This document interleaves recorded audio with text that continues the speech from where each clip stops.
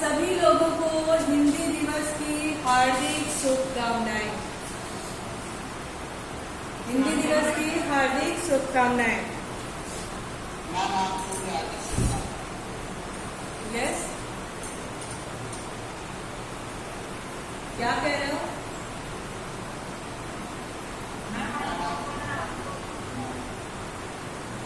अच्छा, आप एक बात बताएंगे। ये जो हमारा हिंदी दिवस है, हम किस उपलक्ष्य में इसको मनाते हैं? ठीक है, किस सन में क्या हुआ था उसके बारे में जरा आप लोग बताएंगे हमें। कौन बताएगा? हाँ, बताइए बताइए बताइए।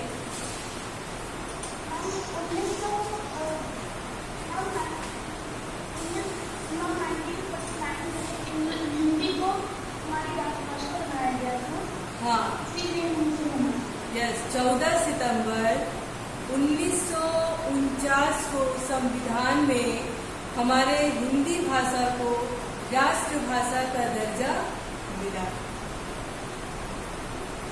और इस दिन डॉक्टर राधा सर्वपल्ली कृष्णन का क्या होता है? जन्मदिन भी होता है। ठीक है। अच्छा, हिंदी की क्या महत्व है? हिंदी हमारे लिए क्या है?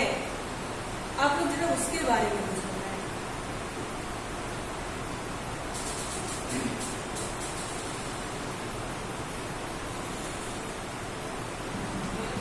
हिंदी ऐसी भाषा जो सभी राज्य के लोगों को एक साथ जोड़ के रखती है। हिंदी भाषा से ही हम किसी भी राज्य के व्यक्ति के साथ बातचीत कर सकते हैं। हाँ बिल्कुल, हिंदी क्या है? हिंदी हमारी राष्ट्रभाषा है। यानी एक तरह से अगर कहें तो हिंदी हमारा गौरव है, हमारा गर्व है। हमें अपने भाषा पे गर्व होना चाहिए। अच्छा, लेकिन एक चीज जो है, जो कभी कभी हमको एकदम दुखी कर देती है, जो आज का परिवेश है उसमें हम हिंदी को किस दृष्टि से देख रहे हैं? क्या हमें ऐसा करना चाहिए? हाँ, तो क्या करना चाहिए? हाँ, नहीं करना चाहिए, है ना? क्योंकि हमें अपने भाषा पे गर्व होना चाहिए। ये हिंदी हमारी राष्ट्रभाषा नहीं, हमारी जननी, हमारी माँ है एक तरह से। जैसे हम कितने भी परेशान हो जाए, दुखी हो जाए और अपने माँ के गोदी में अगर अपना सर रख लें तो हमें इतनी तसल्ली और इतना आनंद का अनुभूति होती है कि उसको शब्दों में बयां नहीं कर सकते। उसी तरह से हमारी ये हिंदी है। इतना सरलता, हाँ, इतनी सरलता, इतनी सरलता, इतनी सहजता और इतनी मधुरता वो किस भाषा में है? तो हमारी भाषा में है, हमारी हिंदी में है। हिंदी हमारा गौरव है। मैं ये नहीं कहती कि आप लोगों को और भाषा को दरकिनार करना चाहिए, नहीं। आप कम से कम जितनी भाषाएं इस विश्व में बोली जाती हैं उन सारी भाषाओं का ज्ञान रखिए। ये कभी नहीं कहा जाता कि आप उन भाषाओं को किनारे कर दीजिए। आप उन भाषाओं का ज्ञान रखिए। हाँ हाँ, अपनी हिंदी जो है उसको गौरव के साथ, ये मेरा गर्व है। हमेशा ये हमें क्या ले जाती है? प्रगति के राह पे ले जाती है। ऐसा देखना चाहिए। निज भाषा उन्नति है, सब उन्नत को मुँह, और पै निज भाषा ज्ञान के मिटे नहीं है को सूर। कह रहे कि आप बहुत सारे भाषाओं का ज्ञान रखिए, लेकिन अपनी भाषा जो अपना मूल भाषा है उसका भी ज्ञान रखिए। उसके ऊपर गौरव आपको होना चाहिए, आपको घमंड होना चाहिए, गर्व होना चाहिए, ना कि शर्म। उसको गौरव की दृष्टि से देखिए। क्योंकि हम कितनी भी भाषाओं में बात कर लें, कुछ भी कर लें, लेकिन अगर हमारी मूल भाषा हिंदी है तो हमको ज्यादा संतुष्टि किसमें मिलती है? अपनी हिंदी में मिलती है। अगर हमें अपनी ही भाषा की जानकारी नहीं है, हमें अपनी ही भाषा के महत्व के बारे में नहीं पता है, तो हमारा सारा ज्ञान क्या है? मिथ्या है, सब झूठ है, सब व्यर्थ है। 2 लाइन में कहना चाहूंगी कि अंग्रेजी में नंबर आते हैं कम, अंग्रेजी में नंबर आते हैं कम, जी जान हम लगा देते हैं उसको सीखने में, क्यों? क्योंकि हिंदी से आती है हमको शर्म। ऐसा नहीं होना चाहिए, ऐसा नहीं होना चाहिए। चलिए ठीक है, ये तो हो गया, आज हमारी हिंदी की बात हो गई, ठीक है। और आज के लिए आपका ये होमवर्क भी रहेगा कि हिंदी पे आप अपनी कोई स्वरचित रचना लिखें, कोई लेख लिखें, अपने भावों को लिखें, लिख करके आज व्हाट्सएप ग्रुप पे भले ही 10 लाइन लिखें, 5 लाइन लिखें, कुछ भी लिखें और उसको व्हाट्सएप ग्रुप पे आप शेयर करेंगे, आज ही करेंगे, ठीक है। चलिए अब हम लोग एक नया चैप्टर उठाते हैं, किसी एक चैप्टर का रिवीजन करते हैं। तो कौन से चैप्टर का आप रिवीजन करना चाहेंगे? किस चैप्टर में आपको दिक्कत है उसका रिवीजन थोड़ा सा कर दिया जाए। हाँ,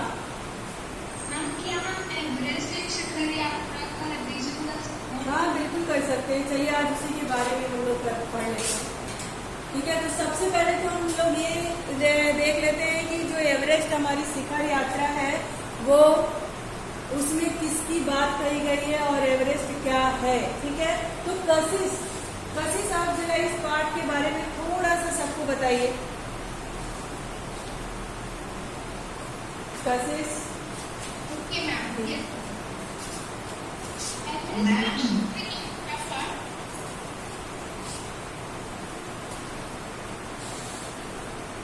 बोलो,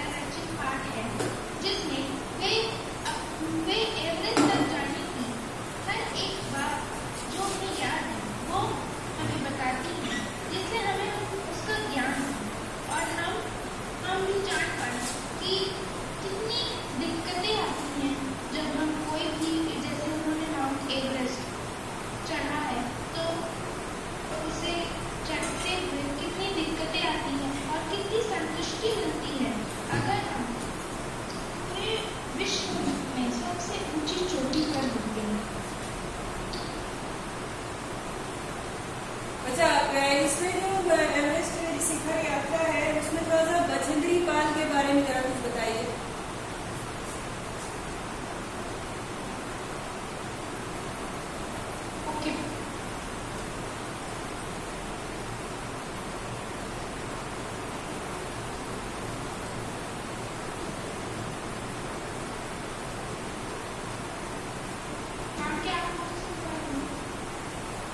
बताइए। बछेंद्री पाल का जन्म 24 मई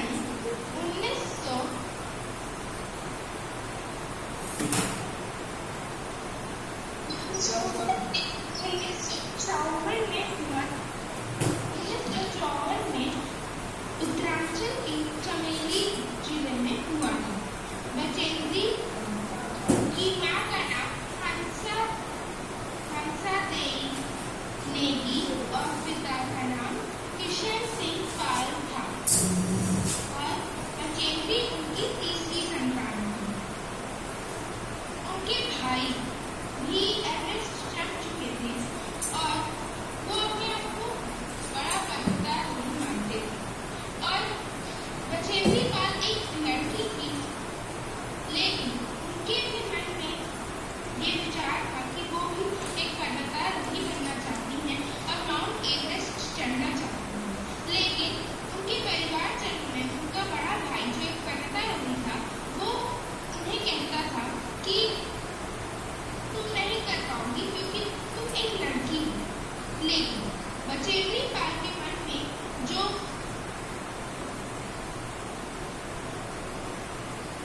चलिए एक बार और एक बार बता रहे हैं कि जो एवरेस्ट मेरी शिखर यात्रा है इसमें बछेंद्री पाल की चर्चा की गई है।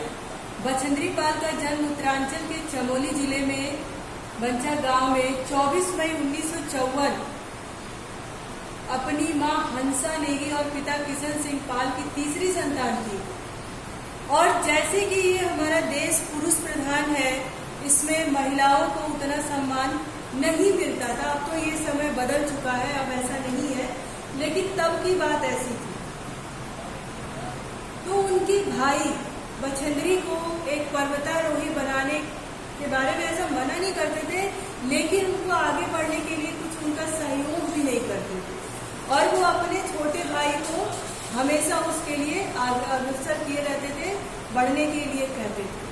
और बछेंद्री पाल के पिता इतने पैसे वाले नहीं थे, इतने धनी नहीं थे कि वो अपने बच्चों की पढ़ाई पे उतनी ज़्यादा खर्च कर सके न। उनके खर्च में क्या थे, असमर्थ थे।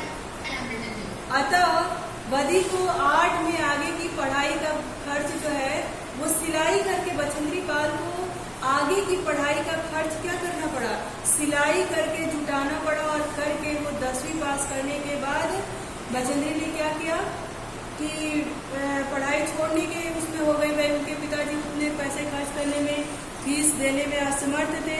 तो बछेंद्री के प्रिंसिपल जो थे, उन्होंने उनके पिता से, उनके पेरेंट्स से बात करनी चाहिए और कहा कि बछेंद्री एक ऐसी बच्ची है जो बहुत ही अलग है, बहुत ही अलग है और उसका ध्यान कुछ कर गुजरने के लिए है। तो उनके कहने पर फिर उसके बाद बछेंद्री ने सिलाई करके बीएड किया, एमए किया और अपने लक्ष्य के प्रति समर्पित होने के लिए हो गई हो। ठीक है, उसके बाद उसने क्या किया, समर्पित हो गई, लक्ष्य को पाने के लिए दिन रात मेहनत करने लगी वो। और एक समय ऐसा आया कि वो एक अच्छी पर्वतारोही और भारत की पहली महिला पर्वतारोही का गौरव उन्हें मिला। ठीक है, अब इसे थोड़ा सा कुछ प्रश्न उत्तर कर लेते हैं। जैसे अग्रिम दल का नेतृत्व, अग्रिम दल यानी पर्वत पे चढ़ने के लिए जब वो अपने शिखर की यात्रा शुरू करने लगी तो कुछ लोग होते हैं जो आगे के मार्ग दर्शन कराते हैं, उनका मार्ग प्रशस्त करते हैं। अगर कोई बाधाएं हैं तो उसको दूर करते हैं, उनको अग्रिम दल कहते हैं। जो उस दल का नेतृत्व कर रहा था, उस दल के उस रास्ते में कोई ऐसी रुकावट न हो उसके बारे में बता रहा था। तो अग्रिम दल का नेतृत्व कौन कर रहा था, प्रेमचंद अग्रिम दल के नेतृत्व कर रहे थे। ठीक है, उसमें इस पाठ में एक सागर माथा नाम एक शब्द आया। सागर माथा यानी सागर, सागर क्या होता है, जब इंडिया का मैप आप लोग देखे होंगे, एसएसटी में पढ़े होंगे, तो सागर सबसे नीचे की तरफ होता है और पहाड़ कहाँ होते हैं, पहाड़ कहाँ होते हैं, एवरेस्ट कहाँ होते हैं, वो सबसे ऊपर की तरफ होता है। साउथ और इसकी बात जब करेंगे नॉर्थ और साउथ की, तो सबसे ऊपर यानी उसके सर पे विराजमान होता है। सागर के सर पे हमारा एवरेस्ट विराजमान होता है, इसलिए उसको सागर माथा भी कहा गया है और ये नेपाल की भाषा में कहा गया है। ठीक है, हाँ,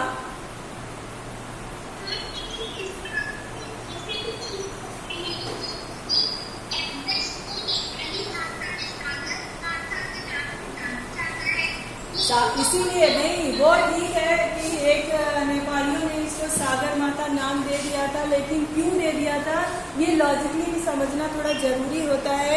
इसलिए हमने आपको बताया कि सागर जो है वो नीचे की तरफ होता है और एवरेस्ट क्या होता है, सबसे ऊपर होता है। इसलिए सागर के माथे पे, सागर के सर पे विराजमान है, इसलिए उसका नाम क्या रखा, सागर माता।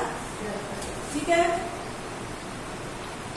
अच्छा, प्रगति प्रगति प्रगति आप ये बताएंगी कि जो बछेंद्री पाल के टीम में जितने लोग थे उनके नाम क्या क्या थे। बछेंद्री पाल के टीम में जितने भी लोग थे उनके नाम क्या थे।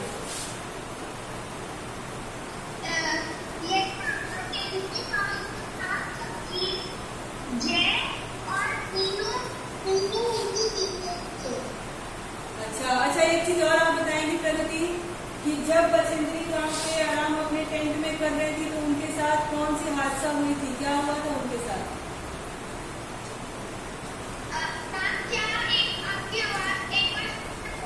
बचेंद्री पाल जब पहाड़ पे चढ़ने के बाद, जब पहाड़ पे चढ़ी थी तो उनके साथ एक हादसा हुआ था। हाँ बिल्कुल, बताओ।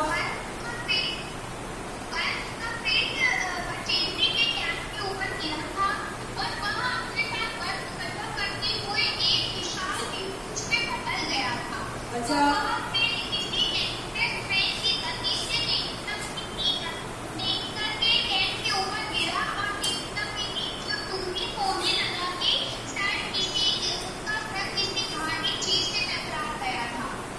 अच्छा आयुष आप बताएंगे कि जो स्विस छुरी थी, स्विस छुरी वो क्या था? स्विस छुरी, इस पार्ट में एक स्विस छुरी की चर्चा की गई है, वो क्या था?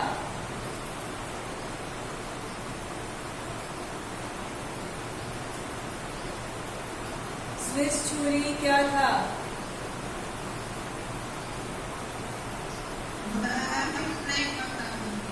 कौन बताएगा? हाँ बताओ। जिसकी मदद से लोगों ने उनके प्रभु का रास्ता साफ किया। अच्छा, अच्छा तेंजिंग कौन था? तेंजिंग कौन था?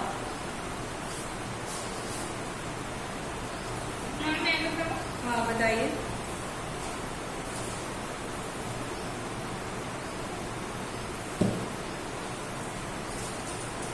तेंजिंग कौन था? हाँ बताओ बताओ। तेंजिंग वो थे जिन्होंने पहली बार एवरेस्ट शिखर पर चढ़ा था और वे बचेंद्री पाल के सभी दलों का उत्साह बढ़ाने उनके साथ उनसे मिलने आई, अपनी पुत्री देवी के साथ आई। ओके, अच्छा खुल्लर, इसमें एक खुल्लर की बात की गई है, कर्नल खुल्लर। कर्नल खुल्लर उस दल के लिए क्या थे? कर्नल खुल्लर क्या करते थे, उनका काम क्या था वहाँ पे? कर्नल खुल्लर बेस कैंप में बैठकर जो कौन कहाँ तक पहुँचा इस सब का नेतृत्व करते थे एवं वे हर एक पर्वतारोही की जानकारी अपने पास रखते थे कि कौन कहाँ पहुँचा और किसके साथ कौन सी घटना हुई, यानी वो उनके क्या कहते हैं। अच्छा एक और चीज बताएंगे, जब पर्वतारोही बचेंद्री पाल वहाँ पे चढ़ गई, चढ़ने के बाद उन्होंने सबसे पहले क्या किया?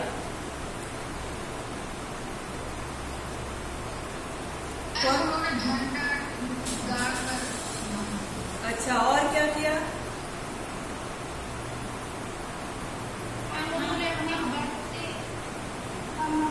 हाँ बताओ। प्रणाम किया, उसके बाद अपने थैले से लाल कपड़े में लपेटे दुर्गा जी के चित्र को निकाला और उसे बर्फ में दफना दिया। फिर अपने माता और पिता को भी याद करते हुए उन्हें दफना दिया। अच्छा ऐसा उन्होंने क्यों किया?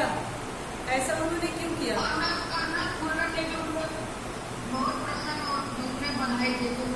अच्छा ठीक है, जैसे कि मान लीजिए उन्होंने वहाँ पे चढ़ी और चढ़ने के बाद ही उन्होंने तुरंत अपने पर्स से दुर्गा जी की फोटो निकाली और वो वहाँ पर उसको प्रणाम करके वहीं पे दबा दिया। उन्होंने ऐसा क्यों किया? उसके पीछे उनका भाव क्या था?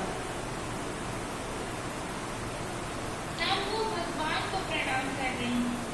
भगवान को तो कर रही थी, लेकिन क्यों दुर्गा जी को ही कर रही थी? और क्यों अपने पर्स से वो दुर्गा जी की ही फोटो निकाली उन्होंने? ऐसा कुछ होती है ना, कोई भावनाएं तो होती होंगी, हर किसी की होती है, तो उनकी ऐसा करने से कौन सी भावनाएं होंगी? हाँ बोलो। क्योंकि वो एक लड़की थी। नहीं,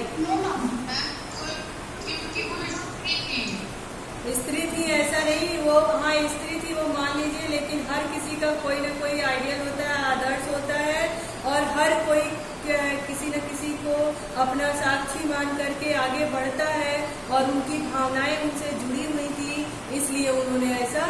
किया, ठीक है। अच्छा, डॉक्टर मीनू मेहता कौन थी और उन्होंने बछेंद्री पाल के साथ किस तरह का सहायता उनको किया, और डॉक्टर मीनू मेहता थी कौन?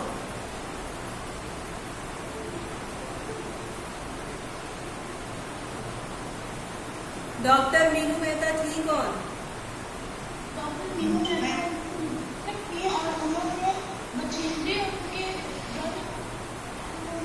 कीड़ों से अस्थायी गुणों का निर्माण करना सिखाया और रस्सियों का उपयोग करना सिखाया, बर्फ के आगे पीछे दीवारों को रस्सियों से बांधना सिखाया और उनके अपने तरह के अभियांत्रिकी कार्यों के बारे में जानकारी दी। Very good.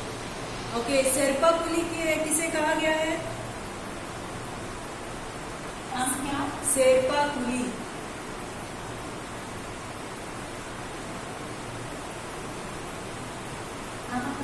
हाँ, बताइए।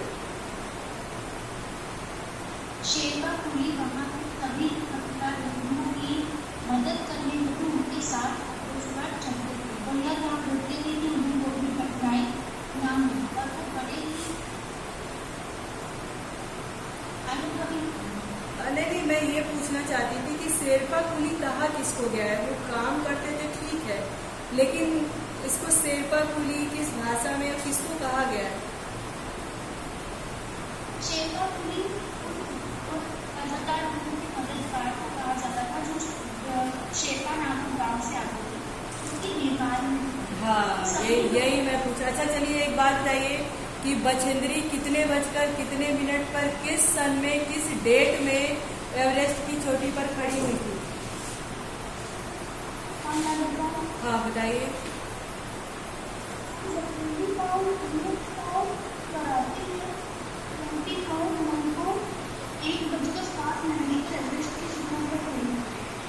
ठीक। अच्छा, बछेंद्री जब एवरेस्ट की शिखर तक पहुंची थी तो उनके साथ 2 व्यक्ति और थे, कौन कौन थे? हमें तो शेरपा कुली थे और एक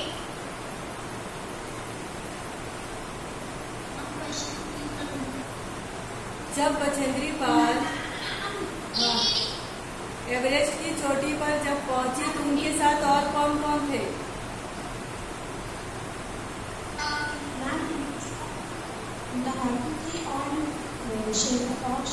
हाँ। अच्छा, एक बताइए, अंगदोरजी किसे कहा गया है? अंगदोरजी का क्या मतलब है? हाँ, बताओ।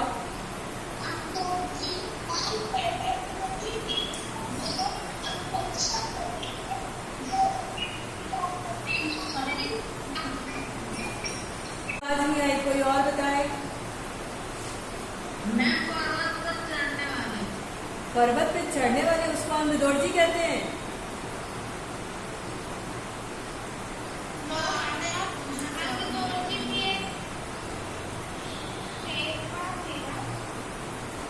अंगदोरजी, आपने बॉडीगार्ड का नाम सुना है? हाँ, उसी को नेपाली भाषा में अंगदोरजी भी कहा गया है। ठीक। अच्छा, ये आप लोग बताएंगे कि जब बछेंद्री पाल ट्रेनिंग में थी तो उनके साथ क्या क्या समस्याएं आई थी जब उनकी ट्रेनिंग चल रही थी, और कितने महीने की ट्रेनिंग हुई थी उनकी?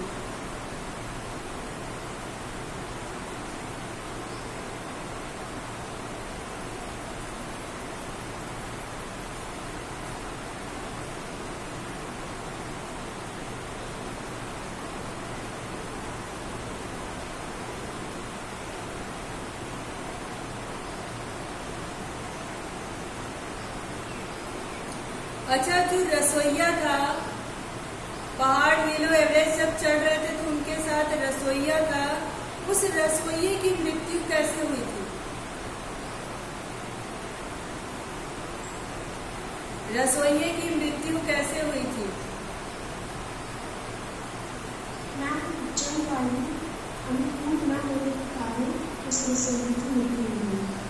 ओके।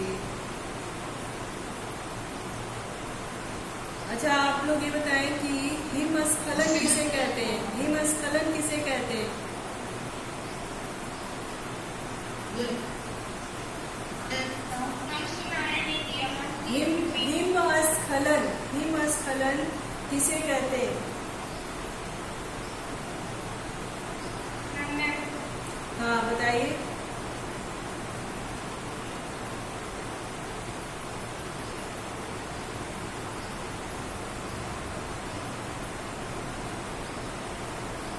हिमस्खलन। और बताओ।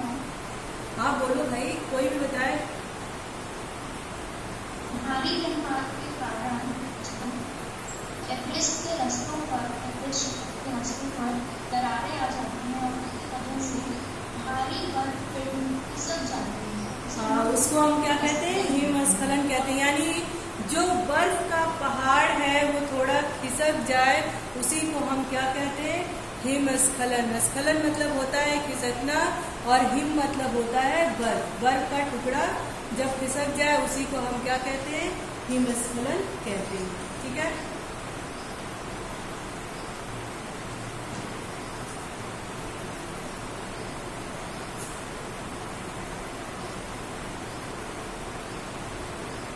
अच्छा, आप लोग बताएंगे कि साहस भरा कार्य बचेंद्री ने उस समय कौन सा ऐसा काम किया था जिसमें लग रहा था कि उन्होंने बहुत ही साहस दिखाया है वहां पे? एवरेस्ट एक शिखर यात्रा के दौरान वो कौन सा पल था? हाँ बताइए। जब उनके ऊपर बर्फ का एक ढेर गिर गया था और उन्हें बहुत चोटें आई थी, फिर भी उनको कहा गया था कि उनको कहा गया कि तुम यहाँ रुक सकती हो और अगली बार कोशिश कर लेना या थोड़ी देर बाद आओ। तो लेकिन उन्होंने हार नहीं मानी। उन्होंने चोटों के बाद भी वो एवरेस्ट को चढ़ने के लिए उनकी भावना इतनी ज्यादा थी कि वे बिना किसी आपत्ति के वे एवरेस्ट चढ़े। हाँ, बिना वो वहां पे उनके साहस भरा कार्य उन्होंने किया और बिना किसी आपत्ति के, बिना अपने लक्ष्य से मुड़े, अपने लक्ष्य से ध्यान भटकाए वो आगे की तरफ क्या हुई?